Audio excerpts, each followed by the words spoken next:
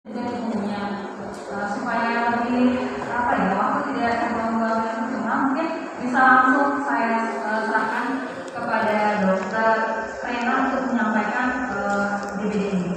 Boleh disimak dan mungkin nanti hasilnya apa yang Bapak dapatkan bisa diberikan kepada warga di RPR masing-masing.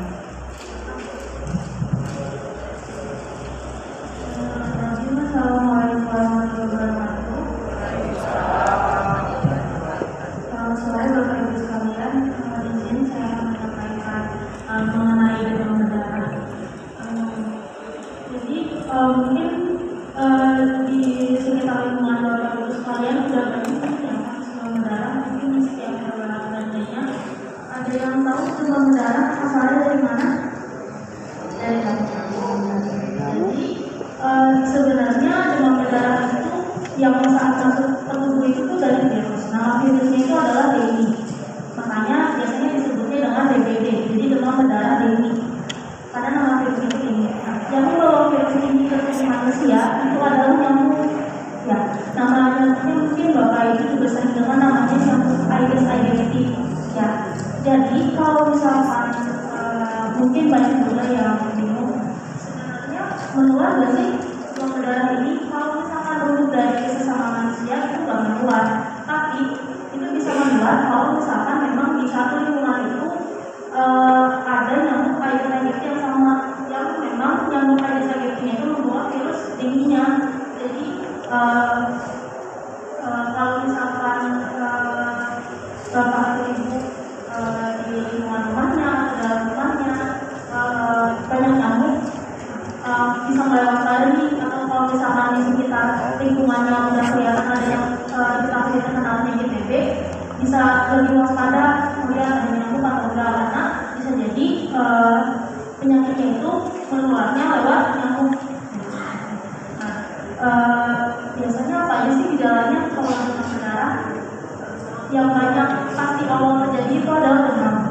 Demamnya tapi bukan demam yang kayak menggigil biasa aja gitu, tapi suhu tubuhnya emang tinggi. Kalau misalkan Bapak Ibu punya termometer mungkin bisa dicek, atau mungkin bisa dirasain, bisa kan dirasain di kakinya atau di leher atau di ketiak, itu suhu tubuhnya tinggi, jadi panas. Nah biasanya kalau demam berdarah itu pada hari pertama panas itu kan demamnya langsung tinggi. Nah dia jenis demamnya itu adalah fasit, jadi 2 hari, 3 hari itu dia demamnya tinggi terus. Nanti hari ketiga, hari keempat dia demamnya tiba-tiba turun. Ya, jadi kita bisa bedain dengan penyakit yang lain. Untuk demam berdarah itu dia dari tipe demamnya. Jadi demamnya dia tinggi, nanti hari ketiga dia normal. Nanti itu nanti tinggi lagi naik demamnya. Nah, lalu kemudian ada kepala, kemudian ada di sekitar mata, ya dari restoran kita ada di sekitar mata. Itu juga cukup standar 12 hari, standar 12 poin. Ada nyeri di badan, jadi badannya merasa pegel-pegel gitu, jadi sendi, jadi otot, terus kemudian ada mual muntah, kemudian jadi tidak nafsu makan dan yang lain-lain. Nah, biasanya dilakukan cek darah itu mulai kelihatan spesifik itu ke arah demam berdarah. Biasanya dicek darah pada hari ke-3 atau ke-4. Jadi misalkan nih Bapak Ibu atau mungkin nanti bisa mengedukasi keluarga di sekitarnya ada demam, tapi udah minum obat untuk penurunan panas, misalkan paracetamol atau yang lain, demamnya nggak turun-turun nih, udah 3 hari, 4 hari kok demam terus. Nah boleh dibawa ke puskesmas atau dibawa ke rumah sakit untuk dilakukan cek darah. Nanti yang dilihat itu adalah pertama trombosit.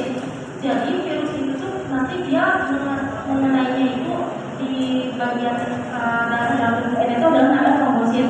Trombosit ini gunanya adalah untuk pembekuan darah. Jadi misalkan kalau Bapak Ibu kena luka nih, nanti kan misalkan ada luka sayang gitu.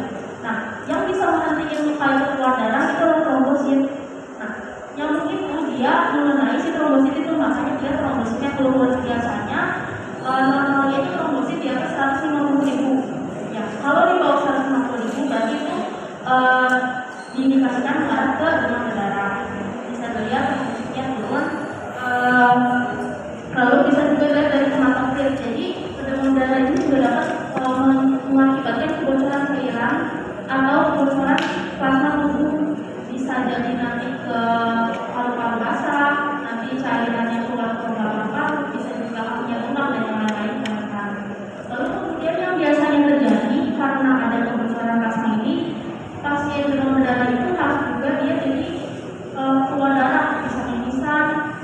berdarah, atau bahkan keluar darahnya itu lewat BAB, jadi BAB-nya berdarah atau BAB-nya jadi hitam. Nah itu juga salah satu tanda bahwa trombositnya ini udah sangat rendah. Kalau misalkan ada saya yang di puskesmas, kalau misalkan mau ada tanda-tanda seperti itu, juga harus dibawa ke rumah sakit karena itu butuh penanganan lebih serius oleh dokter dari dari situ. Jadi nanti kita bisa lihat nih kira-kira demam berdarahnya ini dia udah masuk kategori yang parah atau belum. Ada juga tanda-tanda yang sudah parah kali, contohnya seperti ikutan terus-terusan, terus kemudian sudah